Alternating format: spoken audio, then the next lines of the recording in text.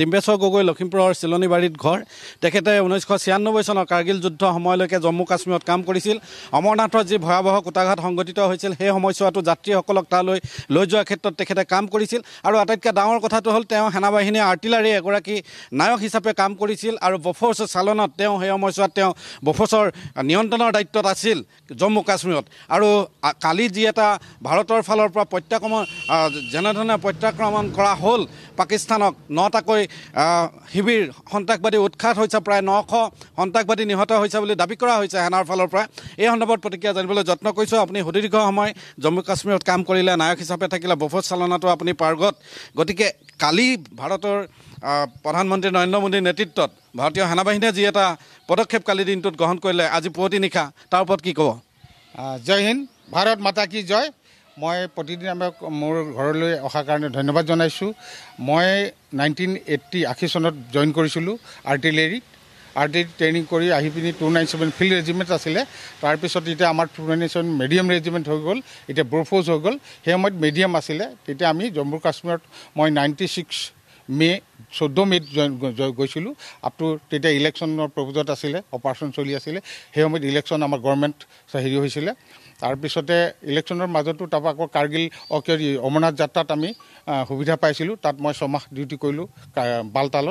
বালতালত থকাত বহুত মানুহ কেজুৱেলিটি হৈছিলে সেইটো একচুৱেলি স্নোফল হৈছিলে অগৰবাতি সিমান হেৰি আছিলে দুই এটা তাৰ মাজতো স্নোফলত বহুত মানুহ মৰিলে প্ৰায় সেই মৰাৰ মাজত আমাৰ হেলিকপ্টাৰ সহায়ে আমি ডেড বডি আমি বালতাললৈ আনি আকৌ শ্ৰীনগৰ হেৰিলৈ আনিছোঁ সেই সময়ছোৱাত আপোনালোকে দেখিছে উগ্ৰপন্থী দেখিছে কেনেধৰণে কাৰ্যকলাপ হয় স্কুলীয়া ল'ৰা ছোৱালী আপুনি কৈছে মোক অলপ স্কুলীয়া ল'ৰা ছোৱালীক আপোনালোকে চিকিউৰিটি দি বিদ্যালয়লৈ লৈ যায় আমাৰ একচুৱেলি পেট্ৰলিং থাকে আমাৰ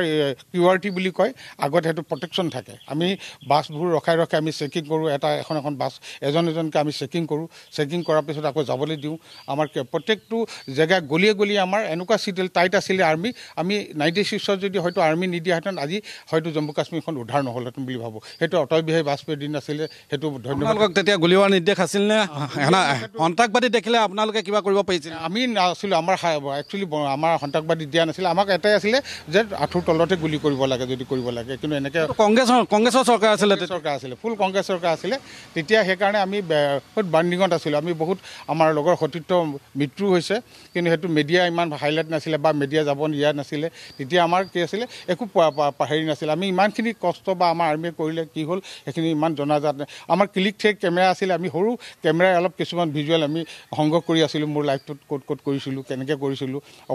আজি যি এটা পৰিৱেশ ভাৰতৰ প্ৰধানমন্ত্ৰীৰ নেতৃত্বত পাকিস্তানক শিক্ষা দিয়াৰ এই পৰিৱেশটোক লৈ কি বুকু ফুলি উঠে নে বুকু ফুলাৰ লগতেতো বহুত বেয়া